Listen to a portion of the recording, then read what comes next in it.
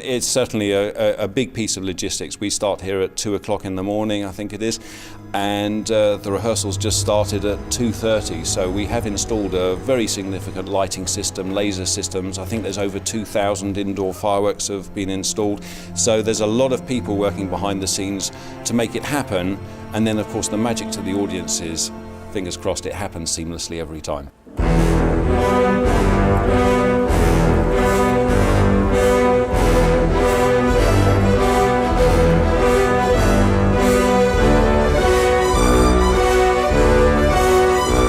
Technically it's changed enormously. The earliest years we were just explosives in the gallery, that was it, very little visual, nothing to see, just loud bangs or explosions. Since that time we've moved on to a lot more visual effects added to it, flames and rockets that fly through the auditorium, and the cannon has been added, of course, and the Moscow militia, the guys with the guns have all added to it. So there's more and more visual elements built into it, more than just the bangs. John's obviously key to it, what we do. We follow everything he does just as a member of the orchestra would do.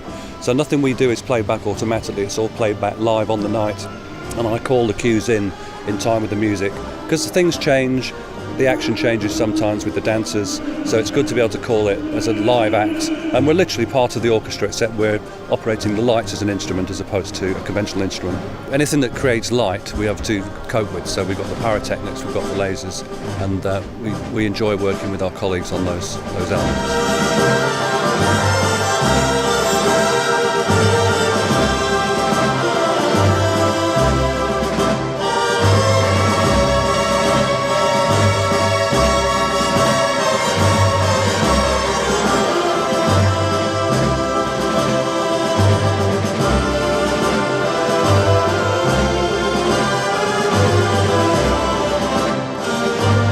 I always enjoy working with the Royal Philharmonic Orchestra. They're a great bunch of musicians, and it's a wonderful 4 days. We have great fun here, and I think that's taken on stage as well. I think it works because it makes classical music very approachable. It adds a showbiz element to it, it adds technology to it, and I think they just come out to have a great time, and I think, fortunately, the show delivers every time.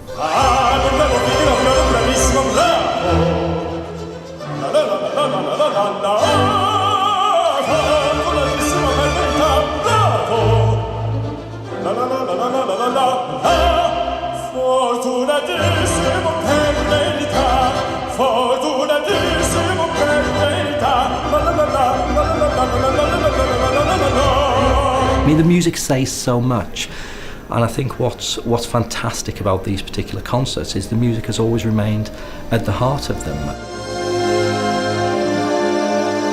And we may have the fireworks, we may have the lasers, we may have the lights that give an added dimension, but ultimately what we are bringing to life is these wonderful pieces of music. You know, I'm sure if Tchaikovsky were alive today and saw how we brought the 1812 Overture to life in this way, he'd be over the moon. It's a given. The 1812 Overture is a piece where the canon part is written. It's actually a written piece of music, so we are following a score for the cue points. It's not just random. Picking the order of the music is important. Picking some new pieces each time is important, but obviously still delivering the pieces that the audience are really expecting and the major parts of the show. It's one of those concerts that if you haven't been before, if you love classical music, there's something new to get out of it. And if classical music is something that you think, it's not for me, then I'd say, come and try it. You may be surprised.